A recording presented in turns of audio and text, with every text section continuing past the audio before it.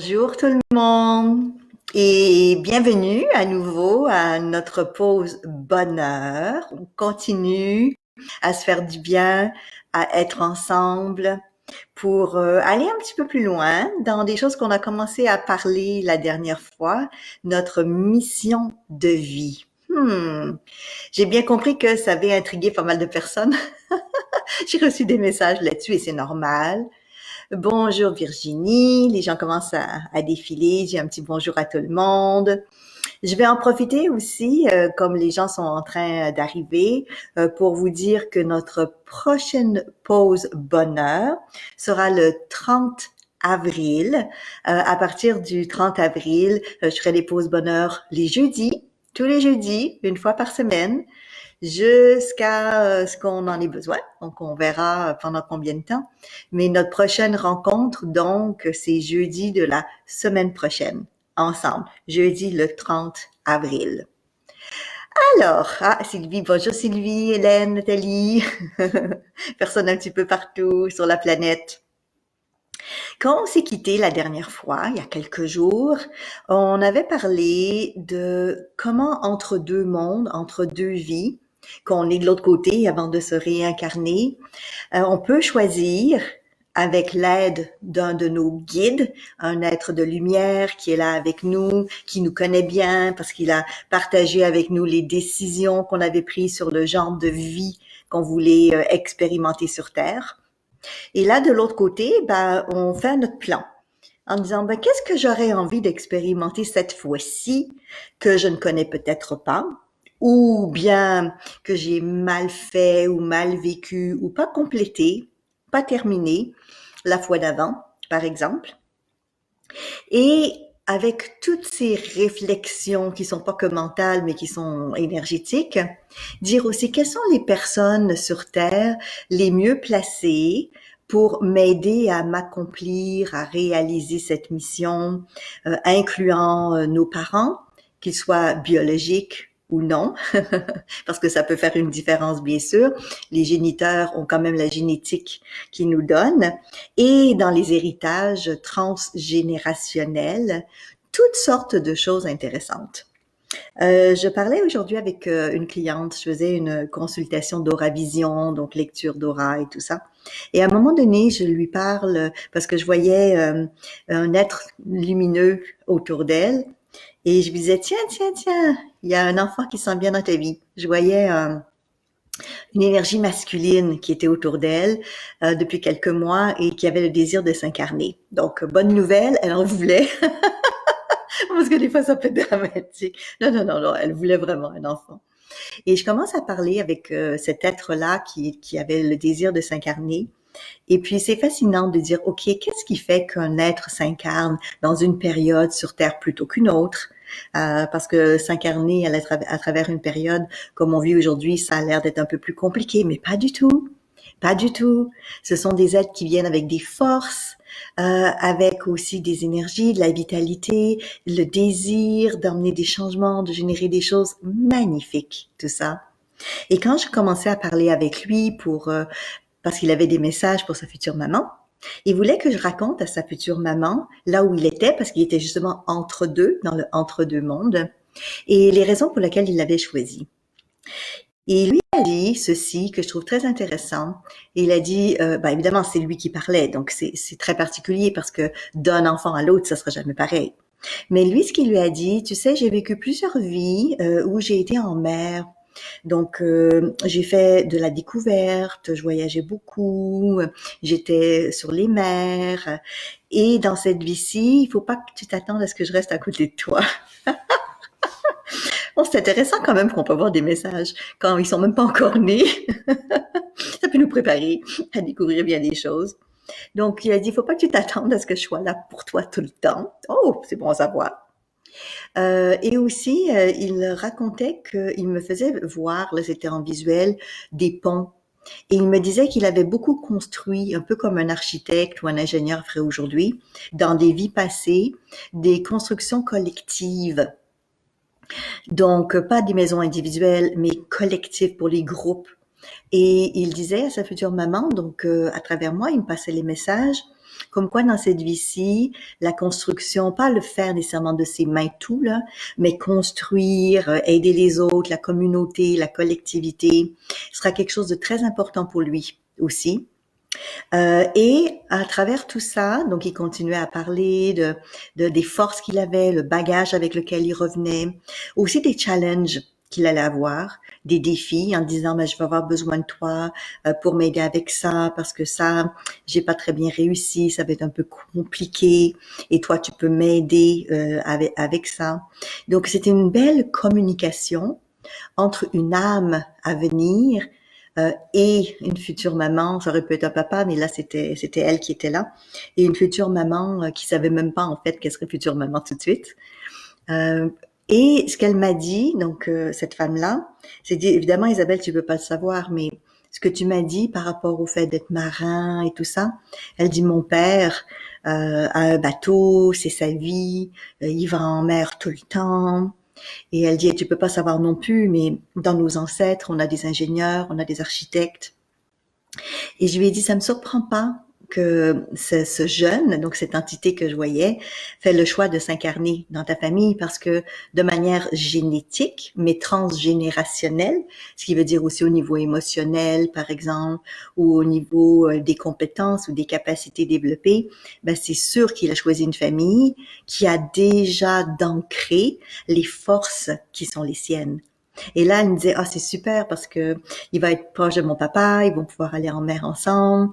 Et moi, ça me réjouissait parce que je sentais bien dans la présence de cet être-là qu'il avait envie de ça. Il avait encore envie d'aller sur la mer, de voyager, de rencontrer des gens. Donc, de l'autre côté, ils ont cette possibilité aussi de nous contacter, mais pour ça, il faut avoir cette ouverture à la médiumnité ou à la canalisation, ce qui se développe. Oui, oui, ça s'apprend. Oui, oui, les guides m'ont montré des méthodes pour développer ça il y a déjà plus de 40 ans. Donc, j'enseigne ça depuis très longtemps. Oui, ça se développe, je vous rassure là-dessus. Maintenant, il y a des gens pour qui c'est plus facile que pour d'autres. C'est comme n'importe quoi. Je peux montrer une super bonne recette de gâteau au chocolat à plein de personnes, mais ça ne veut pas dire qu'ils vont bien le réussir. Même si on a les mêmes ingrédients, nécessairement. Mais ça s'apprend. Ça s'apprend. Donc, ce que je trouve intéressant en revenant à cet entre-deux mondes, parce qu'on était dans la conversation ensemble de comment trouver notre mission de vie, notre chemin de vie, c'est que avant de s'incarner, comme ce jeune qui n'est pas encore incarné finalement, ben, on passe un certain temps de l'autre côté, le temps n'existe pas, mais un certain temps terrestre, à regarder, à observer les personnes qui vont être des membres de notre famille. Comme lui, par exemple, ce jeune-là, il me parlait de sa maman. Et il a dit ceci qui était vraiment intéressant. Il m'a dit, tu sais, peu importe si j'ai un papa qui vit avec toi ou pas, c'est pas important pour moi la relation avec le père. Ce qui est important pour moi, c'est la relation avec toi et ta famille. Waouh! Fascinant, fascinant. Et cette cliente-là, elle était en train de penser à avoir un enfant en étant seule. Juste pour vous dire. Donc, l'âme, c'est tout ça. L'âme était prête et que ce soit un papa à temps plein ou pas, parce que c'est ce qu'il m'a raconté, c'était pas ça qui comptait. Il avait besoin, bien sûr, d'un modèle masculin. Il m'a dit ça. Il dit, je vais avoir besoin d'hommes autour de moi. Mais j'ai pas besoin nécessairement d'un papa à temps plein. Waouh! En tout cas, ça déculpabilise, si jamais elle l'était, par rapport à son choix d'avoir un enfant toute seule. Là, c'était clair pour elle, il n'y avait pas de souci avec ça. Donc, les âmes qui sont de l'autre côté avant de s'incarner ont déjà une idée de qui on est, de ce qu'on fait, de ce qu'ils ont envie d'apprendre et ils peuvent, dans certains cas, en tout cas, communiquer avec nous sur Terre, comme si on se parlait comme vous et moi en ce moment ou au bout du fil. Il suffit juste de se placer sur, évidemment, les bonnes longueurs d'onde. On s'entend là-dessus. Donc, lui, il avait déjà planifié, dire, OK, dans des vies passées, j'ai fait ça, ça, ça et ça. Et il m'a montré plusieurs vies passées, dont une, entre autres, où il était, ça me faisait penser à l'Amazonie, c'était en Amérique du Sud, c'était chaud, c'était dense, il y avait beaucoup de végétation, et il était dans un clan, comme on pourrait dire une tribu, Et je lui ai demandé, ben, pour quelle raison tu me montres cette vie-là? C'est quoi le lien ou le rapport? Et il me dit, dans cette vie-ci que je vais incarner bientôt avec ma future maman, ça va être important pour moi la nature, l'équilibre, d'être bien dans un monde équilibré et je vais travailler dans ce sens-là. Donc, on a des forces et on a aussi des choses qui nous appellent, qui nous plaisent, même avant de s'incarner sur Terre, très, très, très souvent. Et on peut faire le choix de prendre ces forces-là et dire, OK, comment je vais les utiliser ou les appliquer dans ma vie actuelle? Lui, il avait déjà plein d'idées de ce qu'il avait envie de faire. Il a déjà dit à sa maman, écoute, je serai pas là souvent, je vais voyager. Ce à quoi elle a répondu, j'espère qu'il va bien gagner sa vie. Elle anticipait déjà le truc de payer pour lui pendant longtemps. Et puis, il a déjà dit que lui, pour lui, c'était important la mer, les voyages, les bateaux, l'expérience, le partage au niveau communautaire, vivre dans la nature, enfin. Il avait parlé déjà pas mal de choses. Et en plus, il a même parlé de défauts qu'il allait avoir. Bon, on ne dira pas des défauts nécessairement, mais des challenges, on va dire des défis. Et dans son cas, c'était un défi de tempérament, de caractère, parce il m'a dit qu'il a un caractère assez tranché, assez fort. Bon, ça va, sa nouvelle maman a un beau caractère aussi.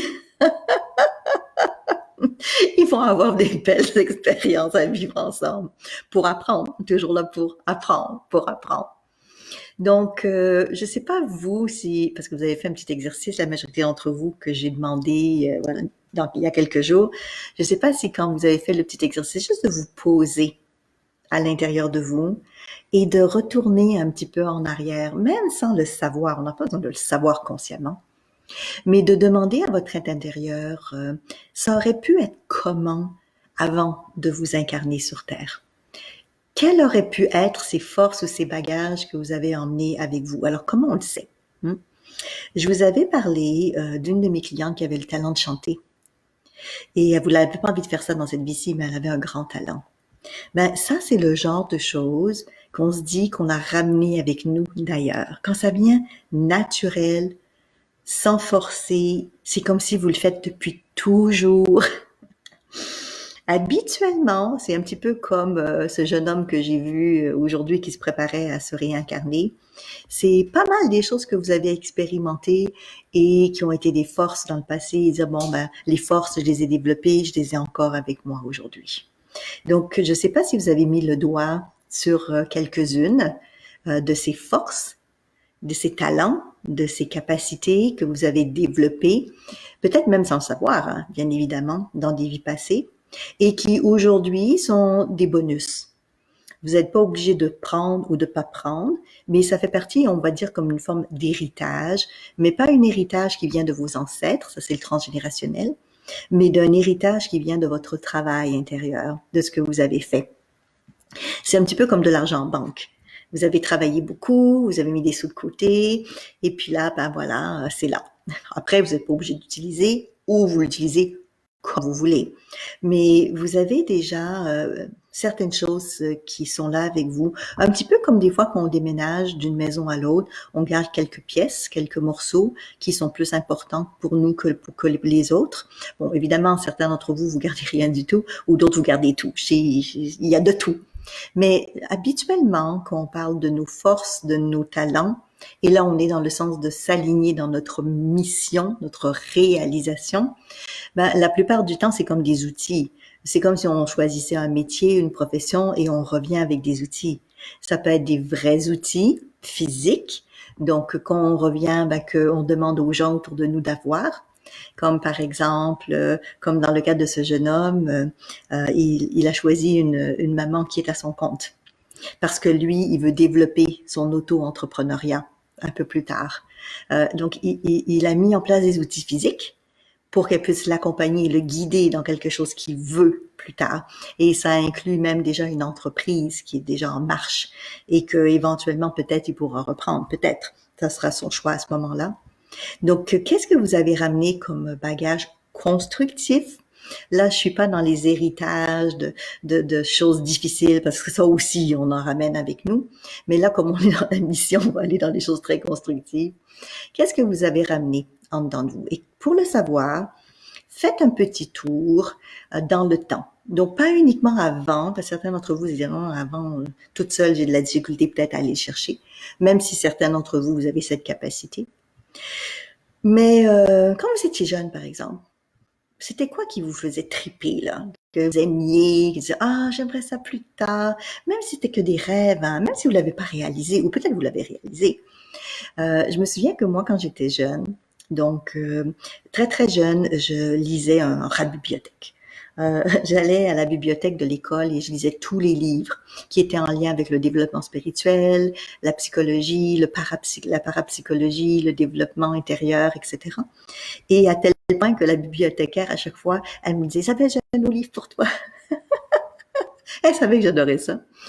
Et puis, très très jeune aussi, quand ça a été le temps de choisir un métier, comme mon papa m'a dit, bon, qu'est-ce que tu veux faire, ma fille, plus tard dans ta vie, avant que j'ai passé tous les tests, là, vous savez, qu'on fait avec un orienteur professionnel.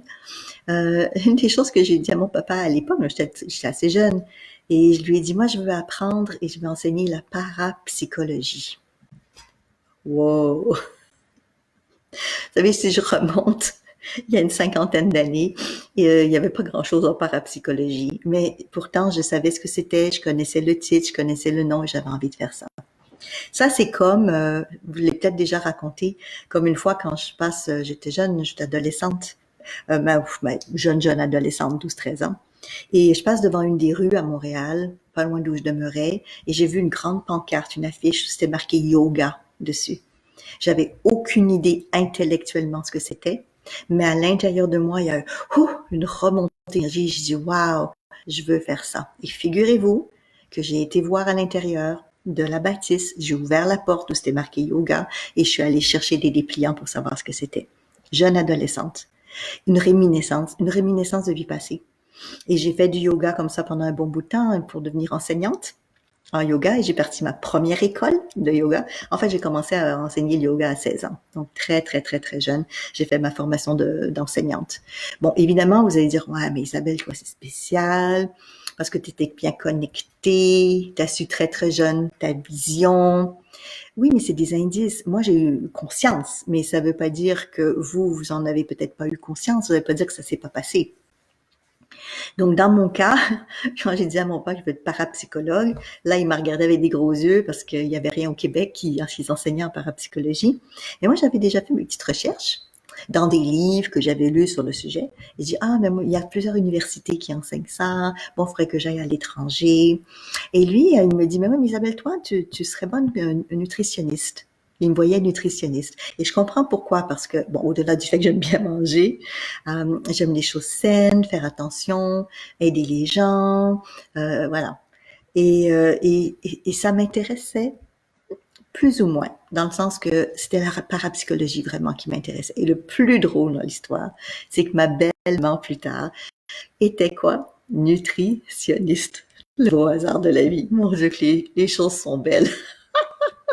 Bon, j'ai pas été faire des études officielles dans les universités en parapsychologie. Par contre, j'ai toujours eu cet intérêt pour ça, ce qui m'a emmené à être dans des contacts avec des êtres ailleurs, de faire des thèses, de développer la télépathie, d'enseigner toutes ces techniques de connexion, de développement à nos dons, à nos facultés psychiques, par exemple. Donc, qu'est-ce que vous aviez, vous, comme idée ou comme un peu comme moi, comme l'histoire du yoga, je savais pas ce que c'est, mais intuitivement, naturellement, j'ai eu un appel. Donc, à quoi est-ce que vous avez eu un appel quand vous étiez plus jeune? Et j'aimerais vous dire aussi, ça c'est important que je le dise, que la mission de vie, c'est pas nécessairement la profession. On parle pas nécessairement d'avoir un métier, d'une mission. Même que la plupart du temps, ça n'a pas nécessairement rapport à un métier, c'est à un état d'être, à qui on est et ce qu'on a envie de faire avec cette vision qui nous porte, qui nous pousse, qui est importante pour nous. Donc, repensez un petit peu à ça. Et aussi, et puis vous pourrez prendre des notes, réfléchir à ça aussi dans les prochains jours. Certains aussi, donc je prends un petit peu d'eau. Certains aussi, quand vous étiez de l'autre côté, parce qu'il paraîtrait qu'on est assez bien de l'autre côté.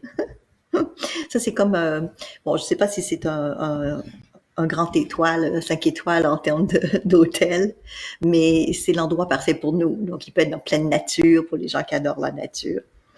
Et il arrive des fois que de l'autre côté, on n'a pas envie de revenir. Il y a quelques-uns d'entre vous qui m'ont parlé de ça aussi. Ils me disent, ouais, mais je me sens étranger dans cette vie-ci, je me sens à part, je suis complètement différent. Alors, il arrive que ce guide qui est avec nous, de l'autre côté, qui nous connaît, qui a été avec nous depuis longtemps, nous encourage très fortement à choisir certaines expériences plutôt que d'autres. Et des fois, c'est comme, ah, je sais que t'as raison, mais j'ai pas envie. Mais pour notre évolution, pour notre mieux-être et ou pour régler des choses qui n'ont pas été résolues, ça peut être pour payer des dettes karmiques, par exemple, ben on va quand même aller sur Terre pour le faire. Et là, on peut se sentir un peu étrange sur Terre parce que on n'est pas venu en pleine, entièrement liberté. Du moins, c'est l'impression que ça donne. Sachez qu'il n'y a personne sur Terre qui est venu sans l'avoir vraiment choisi. Des fois, on fait des choix, puis on regrette un peu après. Je sais pas si vous est déjà arrivé ça. Oh, je t'ai dit oui, mais oh, mais je suis trop fatiguée. Oh, je préfère pas sortir ce soir. Oh, une autre fois. Oh non. Oh, je t'ai donné ma parole, mais vous savez, ce genre d'événement-là. Mais là, une fois que vous avez dit oui à revenir sur Terre, une fois que vous êtes dans le corps physique, et à part la mort pour vous ramener de l'autre côté, il n'y a pas de retour en arrière. C'est comme ça. Donc, certains d'entre vous, vous cherchez un peu et il arrive aussi que vous cherchez des êtres chers. Je pense entre autres à plusieurs personnes que je connais que quand j'ai été voir de l'autre côté juste avant qu'ils s'incarnent, je voyais qu'ils étaient deux, ils avaient un petit copain, une petite copine avec eux, mais qui s'est pas incarné dans cette vie-ci, qui ont décidé autre chose à la dernière minute et qui, une bonne partie de leur vie, cherchaient cet être-là. Pas nécessairement comme compagnon de vie ou amoureux ou amoureuse, mais aussi comme ami. Il me manque quelque chose, il me manque une partie de moi. Ça a peut-être parlé à certains d'entre vous aussi, ça. Donc, des êtres qu'on a aimés dans des vies passées, qui ont peut-être pas décidé de revenir avec nous dans cette vie-ci pour toutes sortes de raisons, ou des pactes ou des ententes et que la personne n'a pas respecté. La dernière minute, finalement, je m'en vais ailleurs. Oh, mais moi, je t'attendais. J'aurais pas fait ce choix-là si j'aurais pas su que tu serais pas venu. Vous savez, le genre de truc qui fait que des fois, on se retrouve sur Terre, on se demande un peu qu'est-ce qu'on fait là, où on en est, comment ça se fait. Mhm. Donc, il y a toutes sortes de raisons pour lesquelles des fois, vous vous sentez peut-être pas à 100% heureux ou bien sur Terre. Il y a aussi, vous avez peut-être entendu parler de ça, il y a aussi ce qu'on appelle des vagues d'êtres qui viennent d'ailleurs et qui s'incarnent sur la Terre en différentes périodes, différents moments de la vie de la planète et ces challenges, ces défis pour aider les êtres humains à mieux vivre l'expérience, à être plus équilibrés, plus centrés, nous aider, nous guider un peu plus dans la lumière. Et il y a eu beaucoup de ces vagues les 30, 40 dernières années d'êtres qui d'ailleurs. Et peut-être d'ailleurs que vous en faites partie et que vous dites ah ça me passe, j'ai toujours ce extraterrestre, que je suis pas comme tout le monde. Ben peut-être que vous l'êtes vraiment et que dans votre mission, ben c'est une mission aussi, soit d'être comme un catalyseur. Des fois les gens me disent mais moi j'ai rien de particulier dans ma vie, j'ai pas vraiment de mission en tant que telle. Ben des fois c'est juste une question d'être présent, présent. Comme par exemple, je pense à une personne que j'ai rencontrée qui venait d'ailleurs et qui s'était incarnée puis qui se sentait complètement perdue, un peu autiste, la difficulté à être en contact au niveau émotionnel avec les autres, c'est très challengeant qu'on vient d'ailleurs de revenir dans un corps, vivre des émotions comme les êtres humains. Donc, il était complètement perdu avec ça. Et à un moment donné, quand il s'est retrouvé en régression, il a refait son travail intérieur, il a revu d'où il venait, en fait, sa famille qui est ailleurs, il a compris que son rôle était de rien faire. C'est surprenant, hein? On va dire, mon Dieu. Non, rien faire de dit, entre guillemets, humainement important. Probablement parce que ça flatte l'orgueil et l'ego. Mais ce qui comptait, c'était sa présence physique, parce que à travers son corps, l'énergie passait. Et il était comme un catalyseur d'énergie, un transmetteur d'énergie. Donc, des fois, c'est que votre présence, et c'est pas péjoratif ce que je dis là, hein, mais c'est la présence qui est aidante et qui fait la différence. Parce que quand vous êtes quelque part, vous vibrez à un certain taux dans votre champ vibratoire et cette vibration peut aider quelqu'un à se connecter, à être mieux. Est-ce que ça vous est déjà arrivé, ça, des gens qui vous disent juste être avec toi, ça me fait du bien. Même si tu dis rien, dans ta présence, je me sens mieux. Oui. Bon, des fois, ils se sentent moins bien parce qu'on n'est pas bien. Ça peut arriver aussi. Mais la plupart du temps, quand vous êtes bien, vous êtes juste bien calme, bien posé ou bien centré, ou bien dans votre peau, quoi, comme on dit, mais ça aide les gens autour. Bon, ça ne veut pas dire que vous êtes un extraterrestre nécessairement, mais ça veut dire que ça peut être votre mission. Je dis ça parce que il y a beaucoup de fausses croyances par rapport à la mission de vie. Et dans ces croyances-là, il y en a une qui est très forte. Il faut que ce soit quelque chose de beau, que je sois exposé. Sinon, c'est une petite vie plate, ordinaire. Je suis pas vraiment dans une mission. Mon Dieu Seigneur, arrêtez de penser ça. Non, la mission de vie, c'est ce qui vous porte. C'est ce qui vous rend heureux. Qu'est-ce que vous faites qui vous rend joyeux? Sourire quand un enfant passe à côté de vous? Faire un bon petit repas pour les gens que vous aimez? Aller voir la nature, à quel point elle est belle et vous remplir de bonheur et de joie? On n'a pas tous besoin d'être astrophysicien ou d'être astronaute ou d'être médecin. Mieux pour les personnes qui le font, qui sont dans leur voie et leur mission. Tant mieux, tant mieux. Mais ce que je veux dire par là, c'est que la mission de vie, c'est pas nécessairement quelque chose d'énorme, justement dans lequel on pourrait être go et se prendre un peu pour quelqu'un d'autre. Non, non, non, c'est pas ça. C'est vos qualités, vos forces. Vous avez peut-être demandé aux gens autour de vous durant la semaine qu'est-ce qu'ils percevaient comme étant vos forces et vos qualités. Et si vous ne l'avez pas encore fait, je vous invite vraiment à le faire. Vous allez peut-être être surpris de ce qu'ils vont dire. Et avec ces forces et ces qualités, quelle pourrait être une contribution que vous faites déjà ou que vous auriez envie de faire? La contribution peut être juste de faire rire les gens. Et quand je dis juste, c'est pas péjoratif. C'est simple. Et que vous faites du bien parce que à côté de vous, quand vous êtes là, les gens peuvent ventiler, rire un peu. Quel cadeau à offrir aux gens autour de vous. C'est fantastique de pouvoir faire ça. Ou bien ça peut être de confronter les gens à leur noirceur, leur challenge, leurs défis. C'est une mission, ça aussi. Et là, vous dites, ah, moi, à chaque fois, je suis toujours en train de voir le côté négatif des gens. Mais oui, mais si c'est ton plan, si tu es venu pour ça, aider les gens à voir leurs faiblesses, why not? Pourquoi pas? Si tu en prends conscience, si tu es à l'aise avec ça, si tu es en paix et tu les aides à cheminer, par exemple. Donc, la mission de vie, encore une fois, n'est pas toujours de réaliser une fortune financière. En fait, ça n'a rien à voir avec la fortune financière. La fortune financière, c'est pour le côté terrestre de la chose. Mais notre mission individuelle, donc celle qu'on peut déjà définir lorsqu'on est de l'autre côté avant même de s'incarner dans un corps physique, elle se manifeste assez jeune en fait par rapport à nos forces, mais qu'est-ce qui vous rend heureux? Et si ce qui vous rend heureux, c'est d'être tranquille, d'être posé, de méditer, on a besoin de gens qui méditent pour la paix et le bien-être sur Terre. De toutes les générations, de tous les temps, il y a eu des moniales, il y en a eu d'autres. Il y a des endroits sur Terre où il y a des groupements de personnes qui vivent là, qui restent là, qui se relaient continuellement pour intensifier l'énergie de la Terre en méditation, en contemplation. C'est une mission. Donc, quelle est cette chose ou ces choses qui vous font du bien, qui vous rendent heureux? De recevoir des amis peut-être? De parler de tout et de rien pour leur libérer l'esprit, pour qu'ils soient peut-être mieux. Enfin, encore, regardez ailleurs d'où vous regardez habituellement.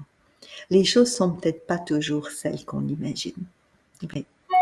Et vous êtes déjà en train d'accomplir votre mission. Et comment je le sais?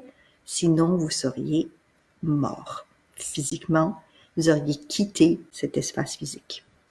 Tant et aussi longtemps que vous n'avez pas finalisé votre temps et ou que vous n'avez pas choisi une autre mission, parce que figurez-vous, vous n'êtes pas obligé de décéder. On peut rester sur Terre en disant « Ok, j'ai fait ce que j'avais à faire, maintenant j'ai peut-être envie de faire autre chose. » Ah, une autre vie nouvelle qui s'installe sans nécessairement repasser par tout le cycle de la réincarnation.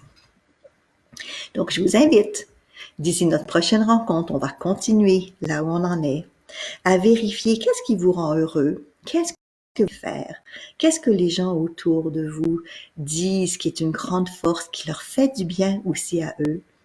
Et commencez à voir ça dans le sens de, est-ce que ça pourrait être une mission?